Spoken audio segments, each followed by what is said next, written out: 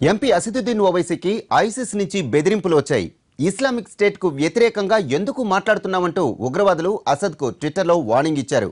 నోరు మూసుకొని నీ పని నువ్వు చూసుకో అంటూ కామెంట్ చేశారు. తాము ముస్లింల కోసం పోరాటం చేస్తున్నామని, అసద్కు ఇష్టమున్నా లేకపోయినా త్వరలోనే భారత్లో విస్తరిస్తామని ట్వీట్స్ వచ్చాయి. అయితే ఐసిస్ వార్నింగ్లను పట్టించుకోనన్నారు అసదుద్దీన్ ఓవైసీ. ఇస్లాంలో ఉగ్రవాదానికి చోటు లేదన్నారు. ఓ వ్యక్తిని అన్యాయంగా చంపటం ఇస్లాం ప్రకారం మహాపాపమని చెప్పారు. ఐసిస్ ఉగ్రవాదుల చర్యల్ని ఎంపీ అసద్ చానాల నుంచి ఖండిస్తున్నారు. ఇస్లామిక్ స్టేట్ తీవ్రవాదులు అసలు ముస్లింలే కారని చాలాసార్లు స్పష్టం చేశారు. దీనికి సంబంధించిన మరిన్ని వివరాలు మా ప్రతినిధి రమేష్ వెట్లని అడిగి తెలుసుకుందాం. రమేష్, చెప్పండి, ఐసిస్ వార్నింగ్ కి సంబంధించిన డీటెయిల్స్ ఏంటి, పూర్తి వివరాలు ఏంటి?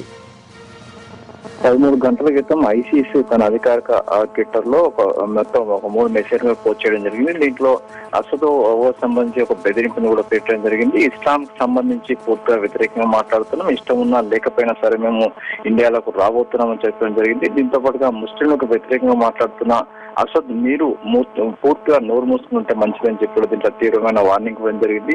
దీనిపైన అసద్ కూడా తీవ్రంగా స్పందించారు. అలాంటి వాటిని పట్టించుకునే ప్రసక్తి లేదని కూడా చెప్పడం జరిగింది. మరోవైపు దీనికి సంబంధించి ట్విట్టర్ లో వచ్చిన ఈ మెసేజ్ సంబంధించి పోస్టింగ్ సంబంధించి ఇటు నిఘా వర్గాలు కూడా పూర్తిగా ఆరా తీస్తున్నాయి. మరోవైపు దీనికి సంబంధించి ఎవరైతే పోస్ట్ చేశారో దానికి సంబంధించి పూర్తిగా ఆ ట్విట్టర్ అకౌంట్ కూడా ఇప్పటికే అన్ని విషయాలు కూడా తెలుసుకోవడం జరిగింది. మరోవైపు సిటీ పోలీసు కూడా ఇప్పటికే దీనికి సంబంధించి పూర్తిగా అలర్ట్ ఉండే అటు అసలు సంబంధించిన పార్టీ ఆఫీస్ కావచ్చు, ఇటు ఇంటి దగ్గర కావచ్చు, పూర్తిగా కట్టుదిట్టమైన భద్రత ఏర్పాటు చేస్తామని చెప్పి కూడా అటు పోలీసులు చెప్తున్నారు.